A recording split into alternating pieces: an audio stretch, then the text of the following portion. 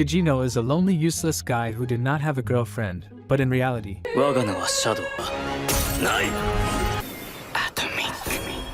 he's secretly an insanely powerful Dark Lord who leads a team of hot elite assassins, all ready to clap at any time.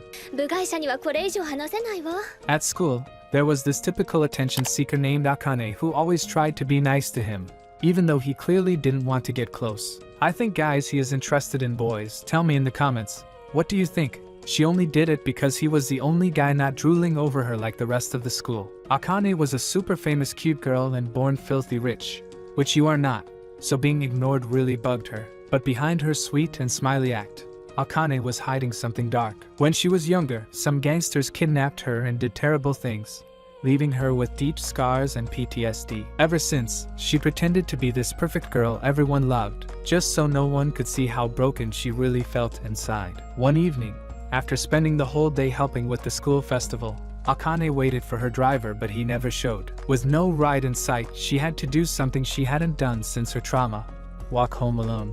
What she didn't know was her poor driver was actually getting beaten up by some goons elsewhere. Not long after, more thugs showed up and surrounded her. Before she could react, one of them knocked her out with a cloth soaked in some kind of drug. She later woke up in a sketchy, rundown building. That's when they told her the plan. They'd release her once her filthy rich parents paid up. But what the kidnappers didn't count on, Kajino was out doing his usual night patrol and he was about to crash their little party. Things took a dark turn when one of the thugs got aggressive and tried to force himself on Akane, even slapping her when she tried to fight back. The moment triggered all the horrible memories from her past, and she broke down in tears. But right when it felt like all hope was gone, Kajino showed up like a total badass, calling himself the stylish ruffian slayer. Yeah, the name was kinda cringe, but his entrance wasn't. Without wasting a second, he sent the first thug straight to hell. But then came the next guy way tougher. This one wasn't your average street punk. He was an ex-soldier, built like a tank. Strangely, that got Kajino fired up, since he'd always wanted to fight someone like that. The battle kicked off, and at first, the guy had the upper hand with his dagger. But soon enough, Kajino flipped the script and beat the guy into next week using crowbars, no less, to rework his face. Once both goons were out cold, Kajino freed Akane and disappeared into the night. But instead of celebrating, he sulked, doubting his own strength. Meanwhile, Akane's wealthy parents hushed everything up, as expected. Nobody could track down the mystery vigilante behind the mask, aka Kajino. The next day, when Akane greeted him, he surprised her by calling her by her real name. That tiny gesture showed he finally respected her. But sorry, this wasn't some fluffy love story. Their little connection was short-lived, because Kajino got into an accident and died. Yeah, just like that. In his final moments, he had a brutal realization.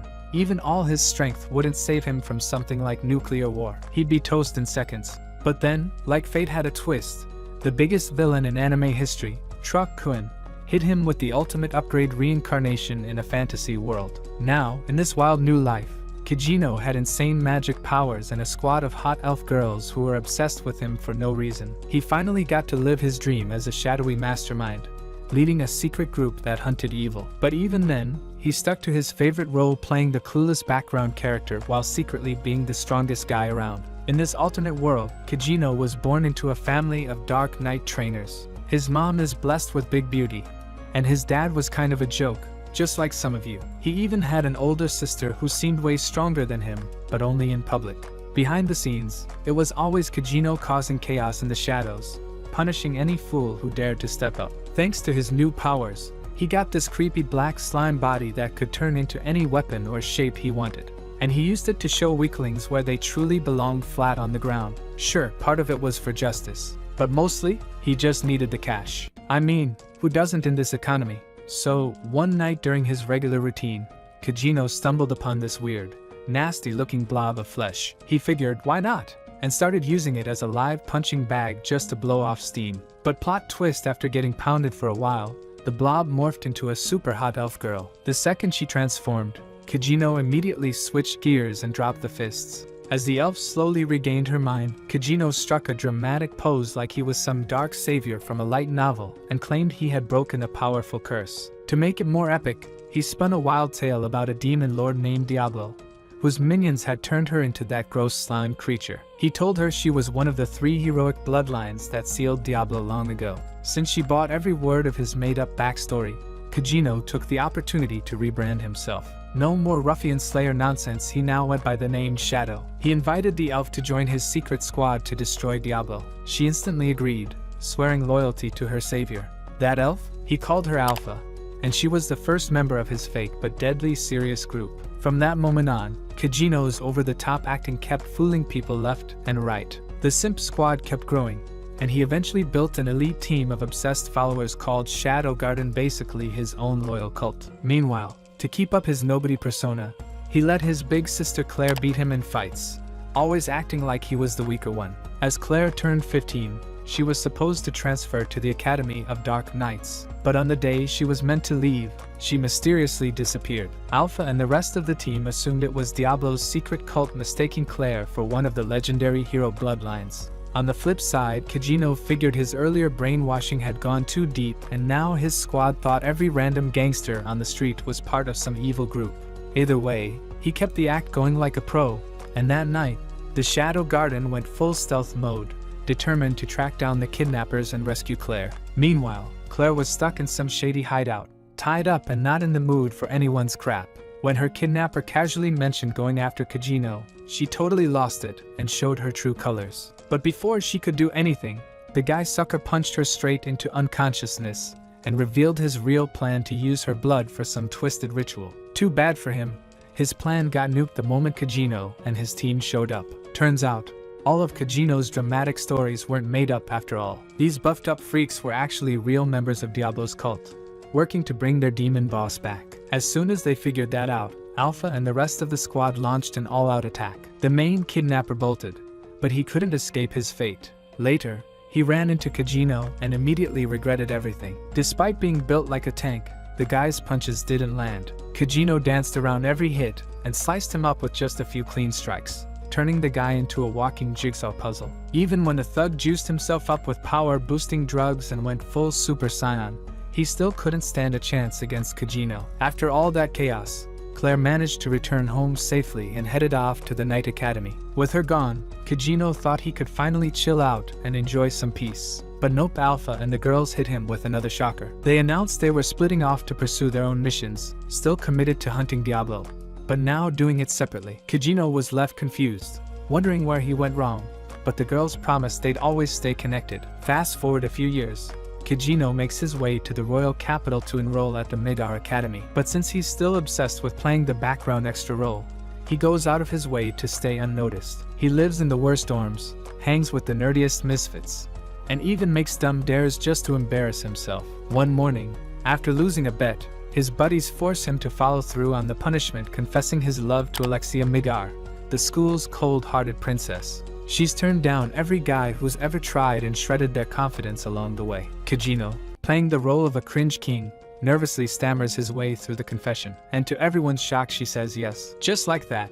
he's pulled into what looks like a full-blown romantic comedy. Even his friends are left speechless, wondering where this sudden riz came from. The next day, Alexia even joins them for lunch, and thanks to her deep pockets, the broke squad finally gets to eat something besides Scrap's actual meat. But Kajino? He's miserable. He just wants her to dump him so he can go back to being irrelevant. Sadly, Alexia seems to be enjoying every second of messing with him. Later, she even drags him into a fencing session led by Xenon, the head of the Royal Knights. While Xenon goes on about fighting for justice or whatever, Kajino's eyes are glued to Alexia's sword fighting technique. Kajino soon noticed something about Alexia. Her fencing style was nothing special. It was strictly by the book, plain and predictable. And oddly enough, that's exactly what he liked about it. But things got weird when he overheard her chatting with Xenon and realized the two were engaged. That's when it hit him, maybe she was just two-timing him for some twisted reason. Feeling played, Kajino tried to break up with her. But before he could even finish the thought,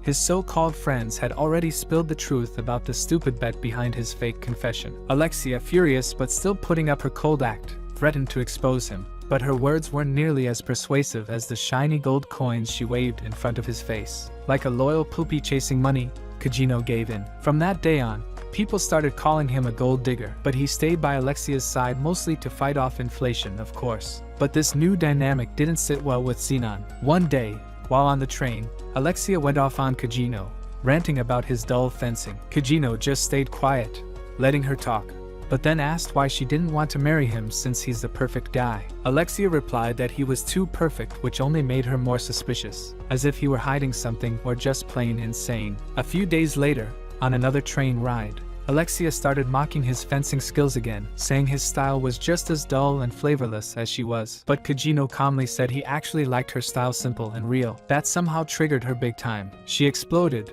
venting about how she always lived in the shadow of her genius older sister, and how much she hated his guts. Then, without another word, she stormed off the train. But karma had its own plans. On her way home, Alexia got kidnapped. The next day, Zenon arrested Kajino as the prime suspect behind her disappearance. Kajino didn't resist, he let it happen. Meanwhile, Alexia woke up in a dungeon, locked up next to some creepy, gross-looking creature. Thinking Kajino was behind all this, she panicked. But then a mad scientist strolled in, drooling over the idea of using her royal blood for some evil experiment. When she asked him why, he explained he needed her blood to resurrect the Demon King. While this was going on, Zenon's lackeys were torturing Kajino pretty badly. But instead of breaking, Kajino was actually enjoying it. In his head, he turned the whole situation into a contest, seeing which one of them could act more brainless. Spoiler, they were both winning. Back in the creepy lab, the scientist failed to extract enough blood from Alexia. Frustrated, he turned his rage on the ugly creature beside her, trying to protect the thing. Alexia screamed to get the scientist's attention back, but that just made it worse. He forced her to vomit from pain, draining her both physically and emotionally until she could barely stay conscious. Meanwhile, back at the academy, Zenon met with Iris Midgar, Alexia's badass older sister and a state princess. Together, they began crafting a plan to locate and rescue Alexia. But when news of Kajino's arrest reached Beta, she had a full-on meltdown and tried everything to break out of the dorms so she could save him. A few nights later, after Kajino was cleared and sent home, he sensed some shady guys trailing him. But before he could react, Alpha silently handled them and later appeared in his room, telling him she returned the moment she heard he was in danger. Kajino, shocked to see her again, was even more surprised when she said she was still expanding Shadow Garden. Things got weirder when she correctly guessed that Alexia had also been taken by the cult. Alpha didn't stop there. She gently laid him down, began undressing him, and asked about his thing with Alexia, clearly feeling jealous. Kajino promised it was all part of the act, so she backed off and told him that Beta would visit next. To impress Beta, Kajino set the stage with rare paintings and vintage wine he'd stolen during his side missions. It worked. The moment Beta walked into his room and heard him talk in his deep, dramatic voice, she was totally love-struck and impressed. She also shared that the girls were prepping to strike the cult that very night. Later, as Kajino began his secret operation, two of Zenon's men tried framing him by planting Alexia's scent on him. Kajino didn't waste time, he wiped the floor with them, and Beta made mental notes of how smoothly he handled the situation. As both Kajino's crew and Beta's team worked to find Alexia, the creepy scientist returned to her cell. He injected the strange creature with Alexia's blood, hoping to bring back the Demon King, but the plan flopped. Instead of a resurrection, the creature mutated into a brutal monster and tore him apart. Oddly, it didn't harm Alexia and even broke her chains before escaping into the city like some twisted version of Godzilla. As Alexia left the prison, she ran into Zenon, the real creep behind her torture. He insulted her bloodline, calling her weaker than Iris, which pushed her into a rage. Sadly, even her boosted power-up wasn't enough, and she lost the fight. With nowhere to go, Alexia wished for a miracle. That miracle arrived. Kajino. After giving a bold speech, he stepped in, and Zenon quickly recognized him as the masked vigilante. Still full of pride, Zenon charged at him but ended up humiliated. Just then, the giant monster broke loose, wrecking the city. The knights under Iris's command tried to stop it, but were swatted like insects. Iris stepped up and landed a solid slash, only to realize the thing could regenerate. She tried cutting it up to stop it from healing, but even that didn't work. Finally, Alpha jumped in. With one clean strike, she realized the beast wanted to be freed and completely destroyed it, releasing it from its pain. With the monster gone and Alpha standing tall, Iris was left stunned. She couldn't help but fan over the powerful elf and asked for her name, but Alpha just told her to sit tight and enjoy the rest of the action. Elsewhere, Zenon, desperate to win, juiced himself up with more performance enhancers and faced off against Kajino again. But even on steroids, Zenon was no match. Kajino crushed him easily, then added insult to injury by mocking him, pushing Zenon to pop even more pills in frustration. As the two clashed, Alexia watched from the sidelines and realized something: Kajino's sword skills, while insanely strong, were incredibly simple, just like her own style. Still, Xenon refused to quit. In one final act of cringe, he threw on a dramatic costume and declared himself the chosen one. But Kajino had had enough. He unleashed his ultimate move, Atomic Slash, which lit up the sky and completely wiped Xenon off the face of the earth. The glow from the blast made all of Kajino's fangirls swoon from afar, while Alexia proudly swung her sword in victory. As Kajino disappeared into the night, Iris showed up, finally reunited with Alexia. The sisters hugged, happy to see each other alive, and finally worked through their messy relationship. The next day at school, Alexia approached Kajino, blushing as she thanked him for complimenting her fencing. She shyly asked if they could stay together a little longer. Kajino, being his usual unbothered self, turned her down on the spot. That didn't go well. Alexia swung her sword at him in rage. Meanwhile, the Shadow Garden girls were still recovering from how cool Kajino had been. But now there was a new issue. Some imposter was using their name, so the team decided to wipe out the fakers. On the other side, Iris, now suspicious that Xenon was behind Alexia's kidnapping, started her own independent night squad. She also discovered an ancient relic that she believed could lead them to Diablo's cult. To decode it, a new pink-haired girl named Sherry enrolled at the academy. On her first day, she literally bumped into Kajino, who had just survived Alexia's fiery mood. From that moment, she fell head over heels for him. Meanwhile, a masked vigilante claiming to be with the Shadow Garden started roughing up people across town. Kajino, still totally unfazed, assured his awkward friend group that he was still a proud virgin after the breakup. Soon, his goofy friends dragged him along to visit the city's newest hotspot, a flashy megastore. Back in Iris's world, Sherry agreed to help her figure out how to unlock the powers hidden inside the relic they seized from one of Diablo's cult bases. Back in the city, Kajino and his crew reached the superstore, only to find a long line. While waiting, Kajino looked around and noticed the place felt oddly familiar, like something straight out of his old world. Suddenly, a gorgeous woman approached and pulled him aside for a survey, making his confused friends wonder when he became so popular. The woman led him into a luxurious setup where Gamma, one of his Shadow Garden members, was waiting. She proudly revealed she'd used the random knowledge he gave her to build this wildly successful megastore, now earning millions. Kajino was stunned. What started as casual nonsense from him had turned into something massive. Still, since Gamma was brilliant, it didn't totally shock him. She then invited him to sit on a throne she prepared but clumsily tripped and got a nosebleed. Kajino sat down like a boss, keeping a cool face while feeling like royalty inside. To reward everyone, he used cheap sparkles for dramatic effect. But Gamma, like always, was beyond thrilled and said it was the best moment of her life.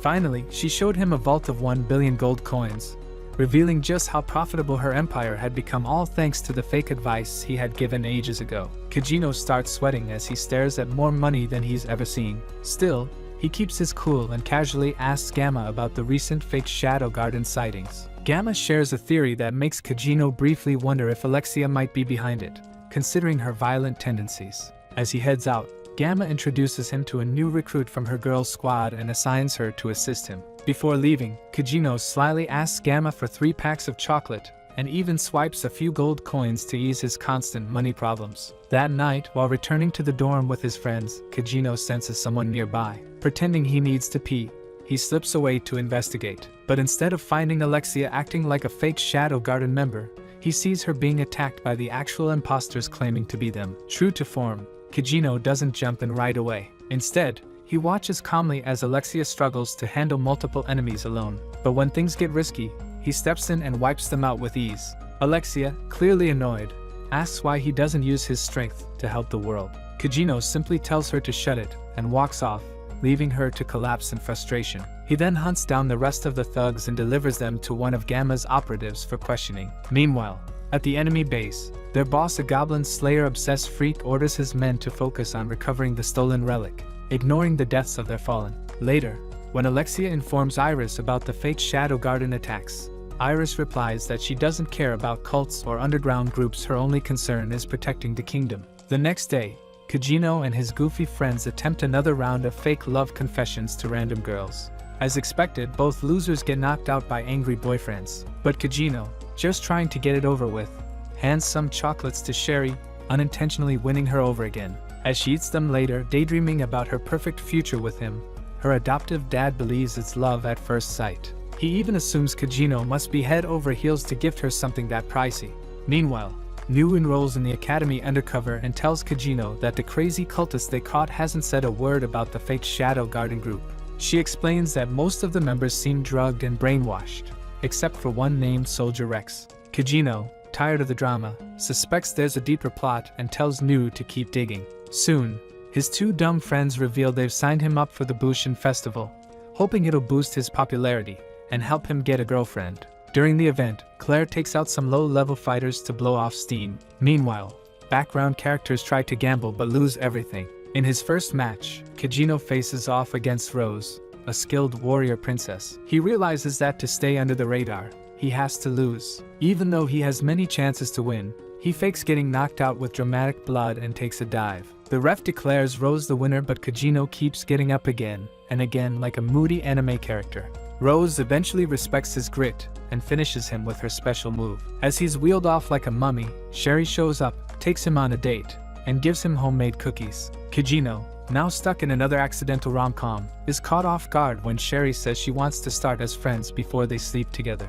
Just as he agrees, she introduces her dad, the head of the kingdom's research unit. That's when Kajino realizes he messed up by getting involved with main characters and decides it's time for a short break.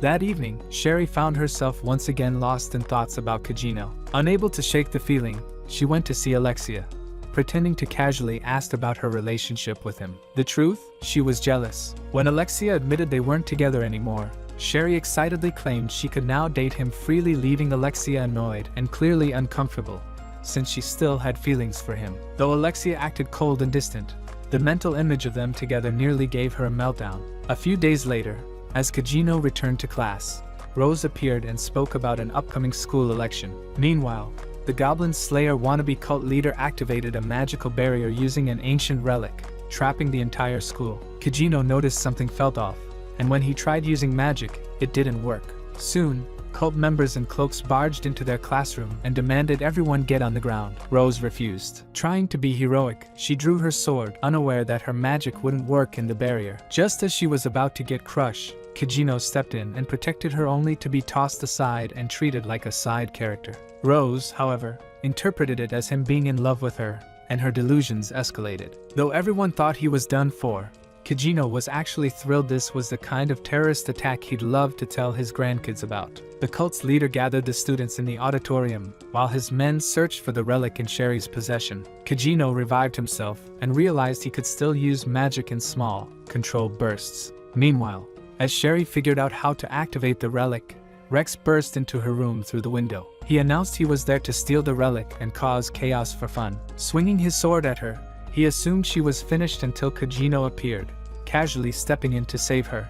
As Sherry escaped, Kajino stayed back. Watching from above like a true shadow boss, he scoffed at how predictable these cult imposters were. They were copying his style poorly, following every rule and clumping all their hostages together in one spot. That's exactly where their leader had to be. Since flashy entrances aren't really his vibe, Kajino sticks to stealth. He moves silently through the halls, wiping out squad after squad without being noticed. Suddenly, he spots the clueless pink-haired Sherry, completely exposed and running around like a lost puppy. Without revealing himself, he eliminates everyone aiming at her. When it's finally time to show up, he makes a dramatic entrance, catching her mid-fall like a classic knight. Seeing the blood on his clothes, Sherry panics and asks if he needs a hospital, but Kajino brushes it off and scolds her for being so reckless. They head to the library for cover, where Kajino begins to suspect that Sherry is clearly the main character of this arc. He even wonders where her usual comic relief sidekick is. Soon, Sherry explains that the relic the enemy is using can block magic, while the one she has can cancel it out. She also reveals the relic only absorbs magic it has sensed before, meaning Kajino's low-frequency magic goes unnoticed. She adds that the device only works in spots with heavy magical energy. Kajino instantly realizes that the enemy's relic must be set up in the auditorium. The two decide to team up. Sherry will decode the relic while Kajino stops the cult's big plan. As Kajino heads to retrieve her tools from the study room, the cult leader mocks Rex, blaming him for failing to stop one weakling. Rex snaps back, warning him to worry about himself. Half the army is already gone. With that, he storms off, determined to track down Sherry again. As the cult leader stepped back into the school, he noticed his forces were mysteriously gone. Before he could react, Kajino landed a clean punch to his face. Too fast to track, Kajino caught him off guard. In desperation, The leader created a magic barrier around himself, but Kajino was already inside, right in the middle. Within seconds, the self-proclaimed villain was overwhelmed and sent flying into a church littered with defeated cult members. Shaken by the scene, he lost his composure. Kajino appeared behind him and silently finished the job. Meanwhile, News searched through Sherry's office and found one of her guards, an ex she clearly wasn't happy to see. Before things escalated, Kajino arrived to pick up the equipment needed to stabilize the relic. New let him know the Shadow Garden agents were already in position and waiting for his go-ahead. Kajino told her not to move until everything was ready. While Sherry worked to activate the relic, students in the auditorium grew uneasy. Iris's knights held back, unsure if more threats were inside. Though Rose wanted to help, she doubted their chances of winning. Eventually, Sherry unlocked the relic's power and led Kajino through a hidden passage her father once showed her. Kajino enjoyed the sneaky approach, while Sherry recalled the painful truth behind her mother's death caused by the very man she'd once trusted. Back in the auditorium, cult members aimed weapons at the students. Their leader watched with satisfaction. Rose, frozen by fear, couldn't respond. But when Sherry tossed her relic into the air, it synced with the enemies, breaking the magical barrier. With their powers restored, Rose took down an attacker. Her action sparked hope, and the tide began to turn. As things get wild, both sides start going at each other hard. Rose struggles to handle the number of attackers coming her way. Just when she's about to go down, Kajino shows up with another cool entrance and compliments her sword's skills. Funny enough, she still doesn't realize he's the quiet guy from class. Meanwhile, Kajino and his crew wipe out the cult members left and right. The weak cult leader, realizing he's losing, tries to escape, but not before setting the whole school on fire. Rose just barely manages to get the students out. Iris finally arrives but ends up being no help. Elsewhere, Sherry looks for her dad but finds nothing. At the same time, the cult leader sneaks into Sherry's study and sets her books on fire. Turns out, the Goblin Slayer knockoff was her adoptive father all along, something Kajino had already figured out. When Kajino asks why he did all this, the villain gives the usual sad backstory. He used to be a top-tier swordsman, but an injury ruined his career. Now he's just bitter and angry. He even admits he got rid of Sherry's mother because she was in his way. He challenges Kajino to a fight, but Kajino couldn't care less. The old man gets one strong hit in and nearly kills Kajino, only for him to come back stronger than ever, like the Dark Lord he really is. The guy panics and powers up using magic-enhancing drugs, turning into some hairier version of Voldemort. But Kajino easily dodges everything and slices him apart, ending him just like he did Sherry's mom. Sherry walks in, breaks down, and warns the man who raised her. Kajino quietly leaves, never telling her the truth. The next day, Kajino makes front-page news as a global villain, which doesn't sit well with Alpha and the others. Sherry visits him before leaving the school for good, saying she's moving to a new city for her research. When he asks why, she just says it's a secret. Kajino goes back to enjoying a peaceful life until he gets a letter from Alpha inviting him to a mysterious Holy Land. While Kajino chills in the Holy Land, his loyal fan club keeps growing. Even Delta and Epsilon have joined the madness. Epsilon, who definitely doesn't believe Flat as Justice, uses Kajino's slime magic to upgrade her figure, turning her chest into a full-on competition against Beta's curves. Behind the scenes, this new beauty spends her time writing novels and fanfiction with Kajino as the lead in her daydreams. But when she hits writer's block, she steps outside only to get into a silly rivalry with Epsilon over who's Kajino's favorite. Epsilon argues he stares at her more thanks to her upgrades. Beta isn't buying it, but before they can really fight, News shows up with new orders from Alpha. Meanwhile, Gamma meets Iris and Alexia at her department store. She helps them shop for Alexia's upcoming appearance in the Holy Land competition. Gamma also hands out fancy chocolates and helps Alexia pick some stylish undergarments.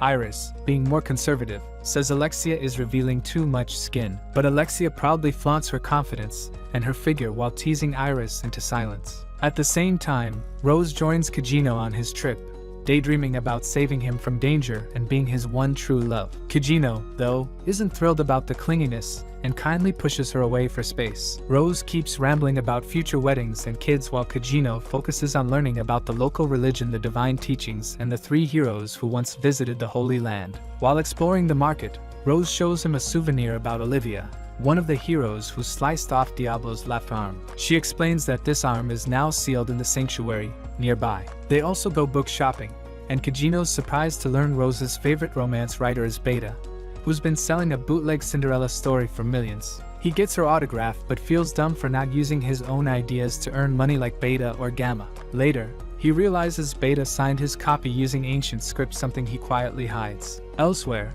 a darker version of Alpha sneaks into the local church, only to discover the Archbishop and his team have already been wiped out. Suspicious, she retreats before she can be caught. That night, Kajino watches over the city like a quiet villain, eating ice cream. Then, with zero hesitation, he uses the ice cream stick as a weapon to slice down an imposter. Right after, Epsilon appears, showing off her enhancements to win him over. But Kajino, focused on the mission, doesn't even blink. After hearing her report, he says he'll handle things his way and walks off. The next evening, he visits a hot spring to relax, only to run into Alexia, already soaking. She's shocked to see him, especially after buying all that fancy underwear. Though Kajino pretends not to care, Alexia checks him out and says she's glad he survived. As they chat, Alexia mentions she's here for the goddess's trial, where chosen warriors fight spirits from the past. Kajino, uninterested, says he's just visiting. She complains that he's ignoring her figure, and he explains he prefers keeping his eyes to himself in hot springs. When he asks her to stop staring at his long sword,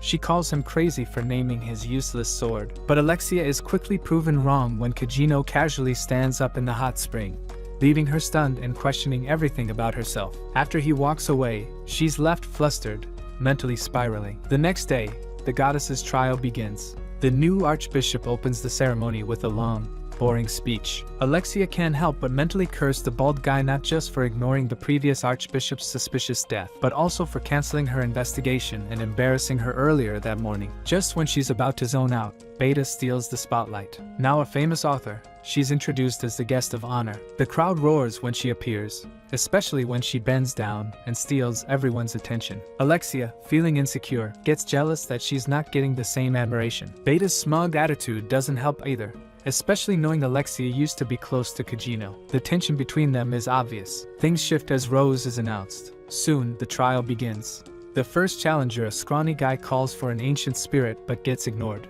He walks off in shame. Next up, a bulky knight tries but also fails. Meanwhile, Kajino watches it all from above, daydreaming about making a dramatic entrance like a mysterious hero. He debates whether to reveal his power or stay in his usual background role. But his inner debate ends fast when the announcer suddenly calls his name. Across the city, his team spreads out to gather intel and take up their positions. Back at the arena, the audience mocks Kajino, expecting him to flop. Kajino considers running but instead triggers a blinding light and steps out in his shadowy alter ego form, thinking it'll boost the event's hype.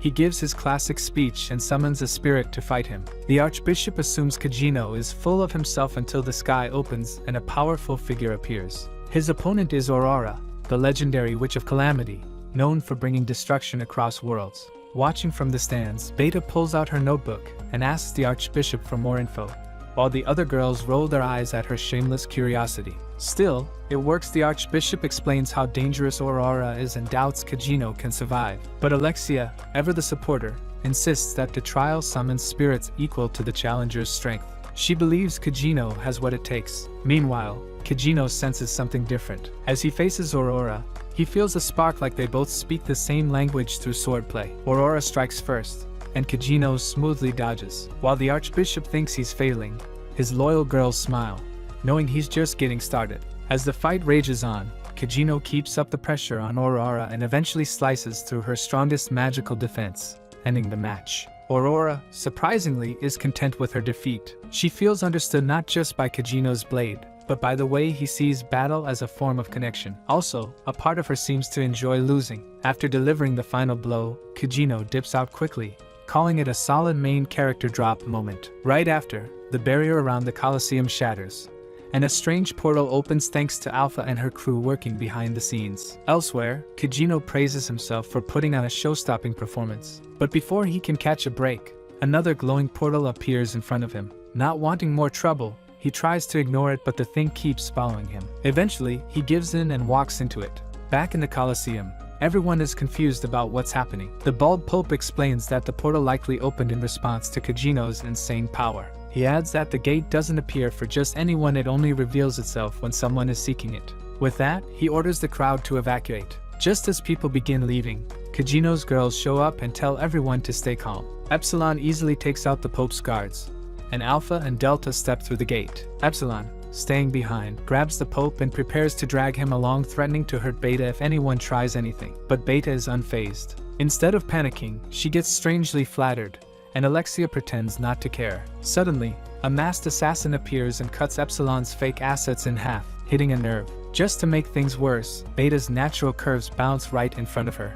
Not wanting to be exposed as flat, Epsilon uses her slime tricks to reinflate herself, then destroys the assassin. Making sure no one saw her real self, she drags the Pope into the gate. Moments later, Beta gets pulled in as well. With everyone else gone, Alexia and Rose refuse to be left behind. They jump into the portal just before it vanishes. On the other side, the two land awkwardly on top of Beta. Alexia uses the moment to silently compare their figures and confirm hers aren't as fake as Epsilon's. As the team moves deeper into the sanctuary, Alpha reveals a shocking truth. The entire story of Diablo is a lie. Inside, they see a statue of the hero Olivia, who looks exactly like Alpha. Furious, the Pope calls her a failed project, proving Epsilon's theory that the cult's history is fake. Still clueless, Alexia follows Alpha into another room, only for the elf and Olivia's image to vanish completely. Meanwhile, Kajino comes across the familiar sight of Aurora, tied to a chair. He casually asks if she's the one who summoned him here. Aurora, clearly not behind it, asks if he can help untie her. Without hesitation, Kajino draws his sword and slices through the restraints. With her free, the fan service moment is short-lived as she quickly gets dressed using magic. She then proposes they work together to escape this strange memory world. When Kajino asks how, Aurora explains that all they have to do is destroy the magic core keeping the sanctuary active. The problem? They can't use magic near the center of this prison. Still, Kajino assures her he's got it covered. Elsewhere, Alexia and the others are watching past memories of Olivia, learning how the cult used orphans in experiments, merging them with both hero and demon blood to create hybrid warriors. Back with Kajino and Aurora, their journey takes them into a greenhouse where they find a younger version of Aurora crying. When Kajino asks why, she jokes that she probably wet herself. She slaps the memory to move forward. Back at the lab, Alpha explains how Olivia was one of many children implanted with demon cells. The Pope argues it was necessary to defend against Diablo if he ever returned.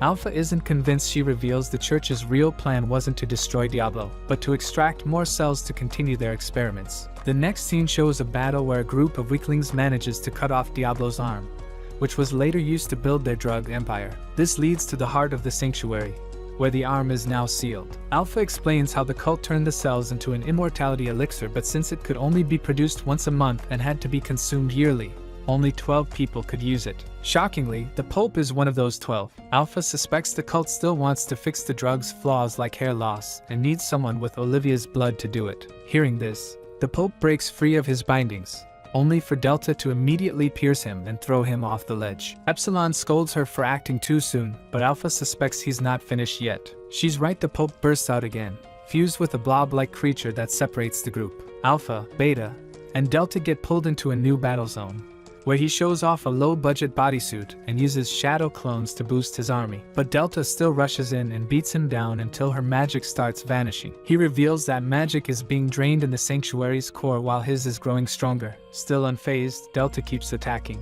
Meanwhile, Kajino and Aurora are suddenly dropped into the same battlefield, with Aurora landing awkwardly on top of him. After getting up, they find another vision of young Aurora crying again. This time, Aurora decides to end the cycle for good using Kajino's sword. Before she can act, zombie-like creatures appear. Kajino quickly jumps in, defeats the undead, and earns Aurora's praise. He then attacks the final memory of the crying Aurora to erase it completely. Epsilon wanders deeper into the sanctuary and stumbles upon a mysterious library. With her squad, she begins looking into old records about past experiments. Knowing they probably can't take the books with them or remember every detail, the girls snap photos of the pages to save the information. Suddenly, something strange happens. Their clothes start fading away. Epsilon assumes it's due to their magic weakening. To her horror, even the slime she used to enhance her figure slips off. Embarrassed, she tells the others never to speak of it again, just as she reattaches everything. Elsewhere near the sanctuary's core, Aurora and Kajino arrive just as Delta charges into battle. She throws off her coat and continues to crush the Pope,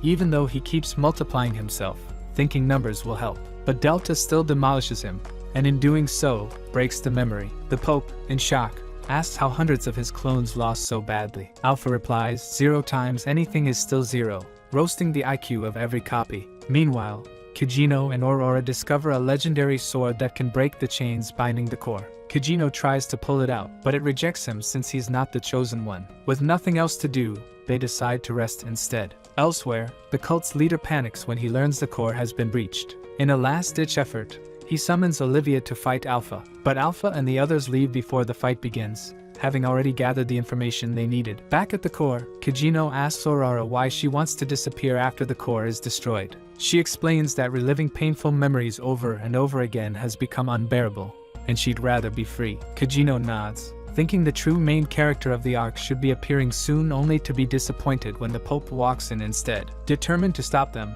the Pope orders Olivia to finish both Kajino and Aurora. Aurora warns Kajino of Olivia's strength and tells him to run, but he stays put, confident that plot armor will protect him. As the fight begins, Olivia blitzes him with insane speed, landing clean hits. Yet Kajino just grins, clearly enjoying the challenge. She even slices his arm, but he doesn't fight back. To him, a real fight should come from emotional connection, not just raw power. Just as he's about to take another hit, Aurora steps in and thanks him for everything. The Pope mocks them, laughing at the idea of a witch playing the hero. But Kajino, refusing to be the damsel in distress, takes a major blow on purpose. Using the close distance between them, he pulls Olivia in and marks her neck with a magical symbol, causing her to vanish. Kajino calmly explains he can shift his organs with magic to avoid fatal damage. This trick lets him get close to his opponents and counterattack effectively. Not done yet, the Pope launches a second attack, this time summoning 100 copies of Olivia. Even with more enemies thrown his way, Kajino finishes them all off with a single powerful move. As his magic kicks back in, he explains that he had compressed it so tightly that the surrounding energy couldn't absorb it. Now that he's in full control again, he's unstoppable. Angry, the Pope sends out even more clones of Olivia, but they barely last a moment. Kajino wipes them out like they're nothing. Finally, he charges up one last attack using atomic-level magic. But just as he fires, Olivia manages to stab him in the chest. Even so, Kajino doesn't flinch. He powers through the pain and obliterates the entire sanctuary, including the magic core. His team watches the whole scene from a distance, amazed. Later, Kajino wakes up in a peaceful garden, resting with his head on Aurora's lap. He casually explains that he moved his heart to the right side of his chest to survive. Aurora, confused by the logic but charmed, calls him entertaining, but then she begins to fade. Before disappearing, Aurora admits that she was the one who summoned him there. She had wanted to escape her past and be free, but now, after meeting Kajino, she doesn't want to forget any of it. Kajino thanks her for the time they shared. She touches his face and kisses him softly before dissolving into stardust. Meanwhile, Alexia and the other girls wander through the woods. Alexia complains about feeling useless through the whole ordeal, and Rose agrees. They still don't know much about the cult or Kajino's group. Beta asks what they plan to do about it, and Alexia suggests forming a girls' squad to investigate. Beta doubts Alexia's ability to play detective but goes along with it anyway. Alpha, having learned that the sanctuary, sword, and core were all destroyed by Kajino, is beyond impressed. She supports Beta's idea to join Alexia's group as a spy. Then, Alpha reveals something shocking. Aurora wasn't just anyone, she was actually Diablo's. Kajino had unknowingly kissed the legendary demon herself. Still, Alpha decides not to tell him, assuming he already figured it out. Later, Gamma buys a cheap property full of oil to expand her empire, while Delta runs off to play lone wolf. Elsewhere, Alexia reports to Iris, sharing everything she knows about the Church of Divine Teachings and their ties to the cult. Alexia wants them taken down, but Iris says she doesn't have enough power to convince their father the king just yet. Instead, Iris says she'll compete in the upcoming festival to gain influence. Alexia worries about both the cult and Shadow Garden causing chaos during the event, but Iris is confident her sword will stand strong, claiming the past attacks were caused by magical tools, not true skill. While Rose trains with her sword, she suddenly feels a sharp pain in her chest and notices a strange symbol forming over her heart. A few days later, the long-awaited Bushin festival begins. From high up in a skyscraper, Kajino watches all the contestants and sizes them up. He predicts who'll lose, who might surprise the crowd, and who has no chance at all. As usual, he dreams about pulling off his favorite trope, pretending to be a totally average background character who secretly wipes the floor with everyone. To make that happen, He visits Gamma and asks her to help him disguise himself for the event. When she questions his intentions, Kajino dodges the topic and tells her not to ask weird questions. Respecting his wishes, she pulls out all her cosplay gear and even uses some cosmetic tricks from the old days to change his facial structure. He chooses the look of an awkward, forgettable guy who hasn't smiled in years and walks with slouched shoulders to seem unsure of himself. On the first day of the tournament, he gets stopped by a loud, overconfident champion who dyed her hair terribly and thinks she owns the arena. She tells Kajino to back out now because there's no way someone like him would win. He doesn't respond, but inside, he feels excited his disguise is working. She's followed by a group of fans, including one bulky guy who clearly thinks he's tough. One glance tells Kajino this guy's all bark, no bite. The musclehead tells him to follow the champ's orders, giving Kajino the perfect setup for a savage one-liner. He claims he's still stronger than the third-rate goon in front of him. Triggered, the guy punches Kajino hard enough to send him flying, but Kajino gets back up without a scratch and mocks him as weak. Furious, the guy keeps beating on him until the champ finally tells him to stop. She then tells Kajino to forfeit, but when she realizes he's completely fine, she apologizes. Kajino just shrugs her off, calling her arrogant and telling her to mind her own business. Later, while waiting outside the tournament grounds, Kajino starts striking odd poses in public, wondering if people are starting to see him as the dark horse of the event. He remembers having lunch the day before with his quiet friend Skell, who told him that the top contender this year is Princess Iris. On his way home, Kajino ran into Rose, who said she'd be leaving for a while to get engaged to a man named Asuka. She also mentioned that Alexia and Beta don't get along at all, which Kajino suspects is because both are equally intense in their own way. Before parting, Kajino handed her a burger he bought and told her to loosen up. Rose smiled and asked him to believe in her and her mission to serve her kingdom well, and Kajino simply nodded. Back at the festival, Kajino watches the opening round with his clueless buddy who's busy wasting money betting on losers. Just then, Goldie, the undefeated champ of the last 10 years, shows up acting all flashy. He claims he can tell a fighter's strength just by looking at them. When it's Kajino's turn, Goldie says he only has 30 power points compared to the 1300 of his massive opponent. But Goldie ends up embarrassing himself when that big guy trips on his own and Kajino wins the round. In reality, Kajino had punched the guy so fast no one even saw it. A nose catches a glimpse of it, and her brain can't handle what she just witnessed. The next morning, Skell shows up uninvited with breaking news: Rose has gone missing. Meanwhile, Alexia and Beta also hear about how Rose stabbed her fiancé before running off. Beta says they should be careful since the guy she stabbed is high profile, but Alexia, being impulsive as always, wants to go save Rose right away. When Beta argues, Alexia grabs her by the collar and threatens her like a child throwing a tantrum. After storming off, Beta tells her crew to track Rose quietly. Kajino, meanwhile, reads the news and finds the whole stab and run situation kind of cool. Right before his next match, he walks out of the stadium and bumps into a hooded girl who says he smells like elves. When she removes her hood, she looks just like Alpha. Kajino lies, pretending he doesn't know anyone like her. To test if he's some evil lord in disguise, she attacks him with her sword, but he dodges like a total weakling. This puts her mind at ease, and she helps him up, saying she'll become strong one day. Elsewhere, the meathead and the arrogant champ discuss Kajino's power. The jock thinks it's just luck, but Anos feels like Kajino knows what he's doing. As their match begins, Anos reveals that Goldie's undefeated record is fake. He just skips fights he thinks he'll lose.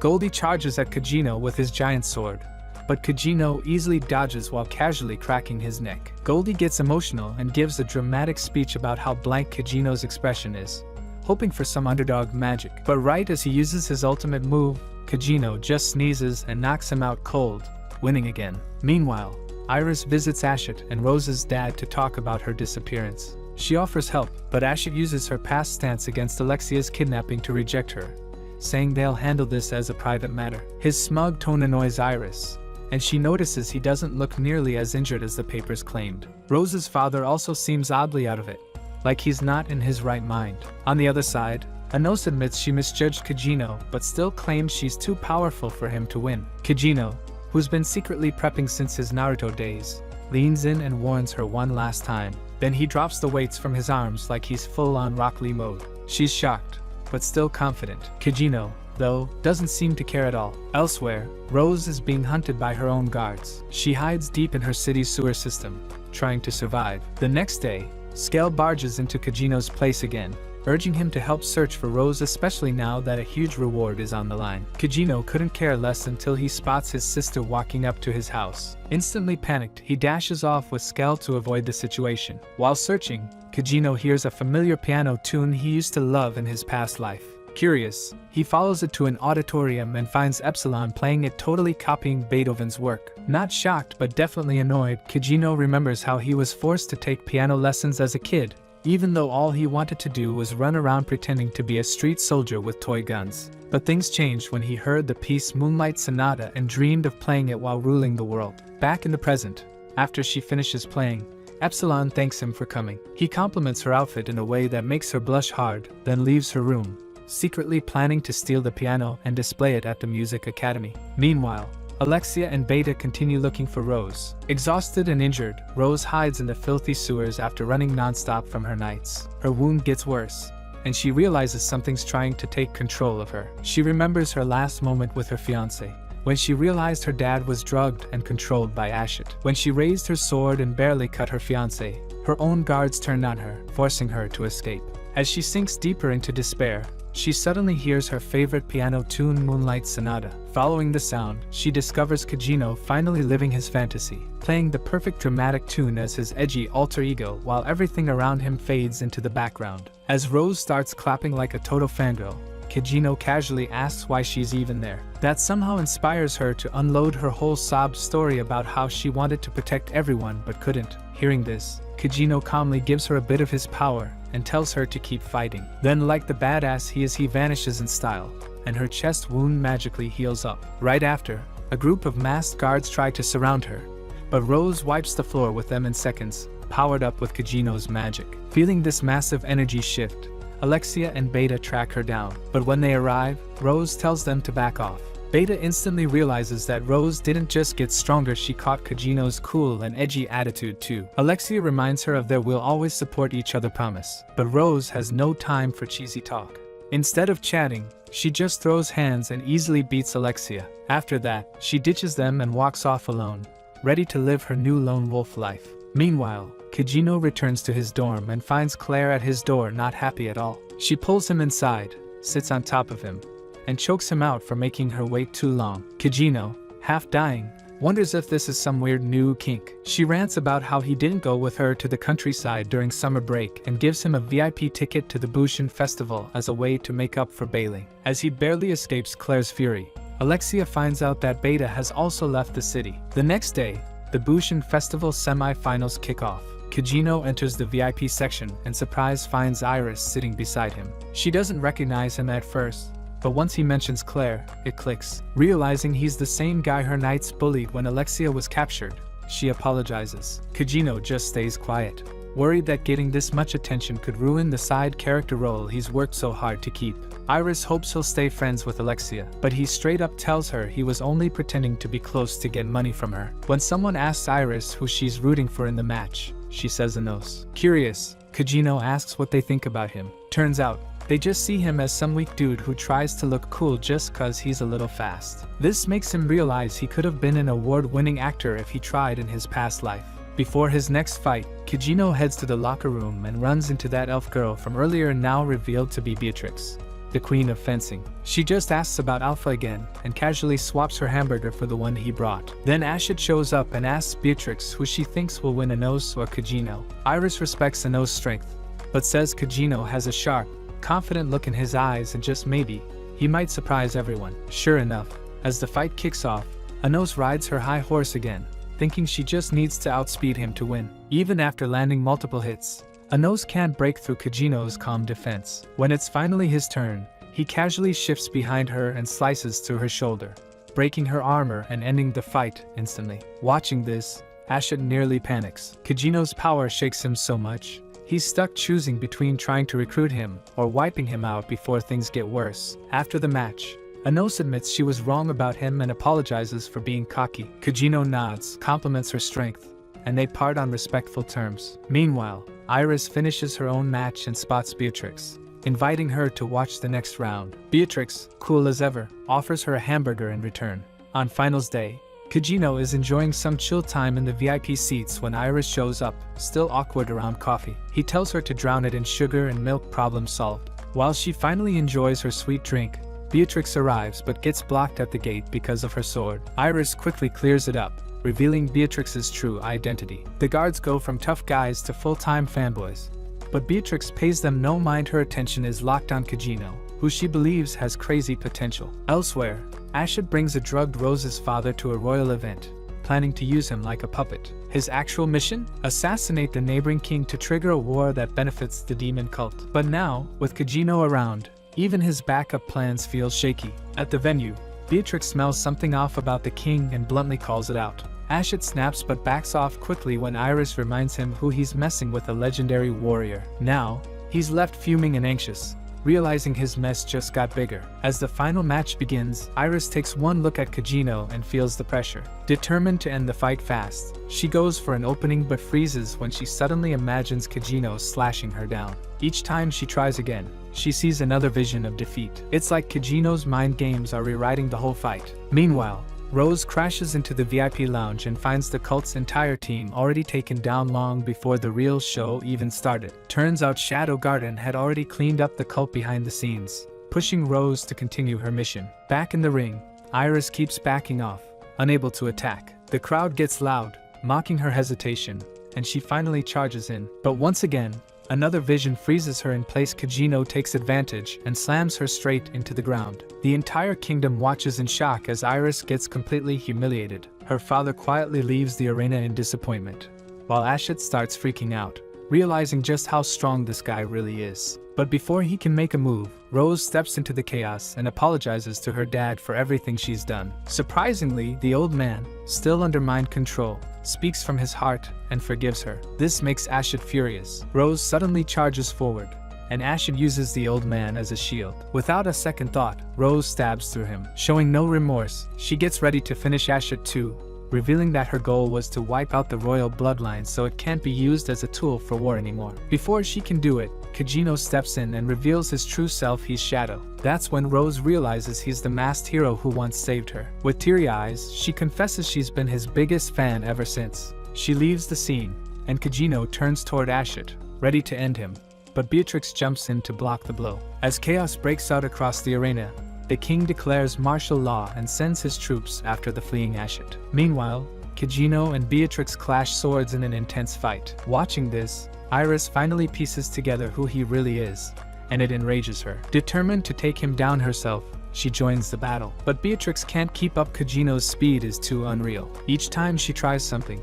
he just dodges it like a breeze. Iris then pulls out a shady artifact, hoping to even the odds. Kajino instantly mocks her for relying on cheap tricks. That's the final straw. She unleashes a powerful strike. But to Kajino, dodging it is nothing more than warm-up. And all this while, Beatrix's blade still can't land a single hit. Meanwhile, Rose runs into Alpha, who gives her two choices: join the Shadow Garden and save her kingdom, or go solo and crash hard. After thinking it through, Rose picks the first option and officially joins the Shadow Garden. Elsewhere, Kajino is dragged to the streets by Iris and Beatrix, who try everything to beat him down, but Kajino tanks all their attacks like it's nothing. He grabs his favorite weapons, crowbars, and fights them on a moving train, staying completely in control. Beatrix fights with calm precision, but Iris keeps yelling nonsense, so Kajino finally shuts her up with a clean kick to the face. After Beatrix slices through his crowbars, Kajino pulls out his real weapon, his slime sword. Feeling unstoppable, he tells her she can't beat him because her energy doesn't come close.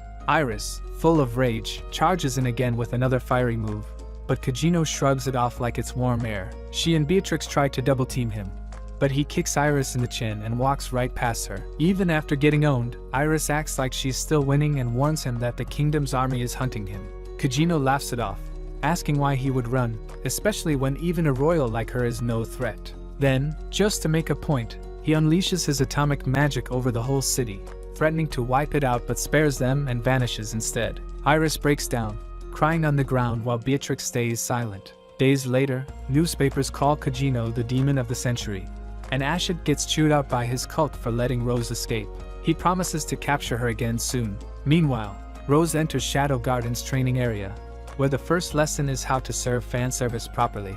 They strip her of her name, rank, and even her clothes, and wipe her memories, especially those of Kajino. Emotionally, it messes her up. Somewhere else, Kajino secretly plays his favorite sonata, finally feeling like he's achieved everything he ever dreamed of. And with that, his wild fantasy comes to a close. And that's it for today's video, guys. Watch the following video and I will see you in the next one.